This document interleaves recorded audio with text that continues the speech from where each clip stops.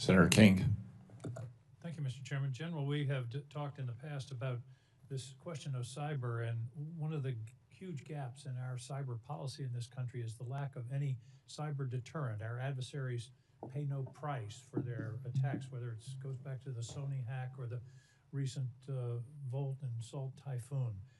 Do you believe that it would be important for us to establish a deterrent strategy that our adversaries would be aware of and would color their decision-making as to whether or not to launch an attack, a cyber attack against this country?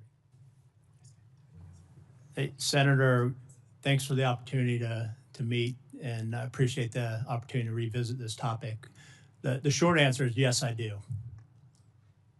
I appreciate that, and I think that's very important, and I hope you'll work with NSA and IndoPacCom to develop that capacity, because otherwise we can never patch our way out of this problem.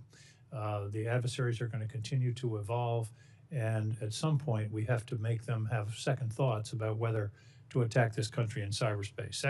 Second question, I just want to reiterate your conversation with the Vice Chairman. It's so important that our intelligence community provide candid, clear, unvarnished, unpolitical advice to policymakers, because otherwise we can have real catastrophes involving our national security. So I just want to reiterate that you answered the question, yes, you're committed to that. It's somewhat easy to answer that question here. It's going to be a little harder in practice if you're sitting in the Oval Office or in some other setting that is inherently intimidating. But I want you to reiterate your commitment. Straight talk, straight advice, and the facts to the policymaker. Is that correct?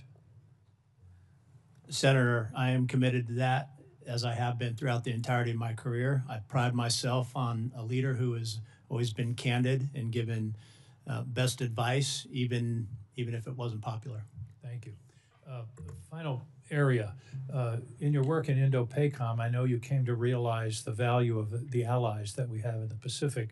In my work on this committee and the Armed Services Committee, I've come to realize our asymmetric advantage in the world is allies. China has customers, we have allies. Russia doesn't have much in the way of customers or allies. But it's so important to maintain those relationships, particularly in the intelligence community.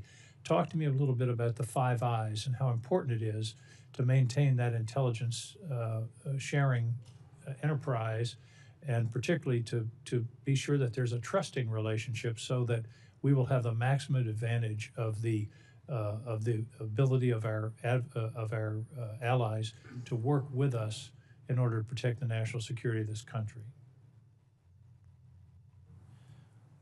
Senator, I've had the incredible fortune throughout my career to serve alongside with and through allies and partners. I think our strategic documents identify clearly the importance of that and the emphasis that we put on that.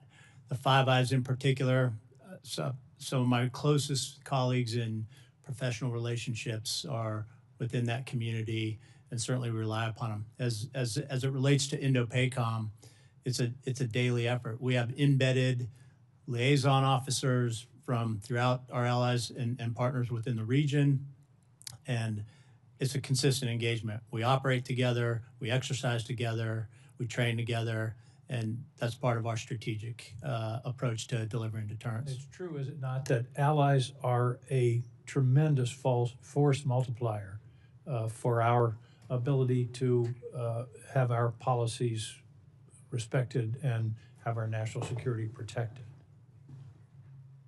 Senator, I think that's a great way to characterize it. Thank you. I'll leave it at that when he leaves the question. Senator Langford. Sure, and thank you, General. Thank you.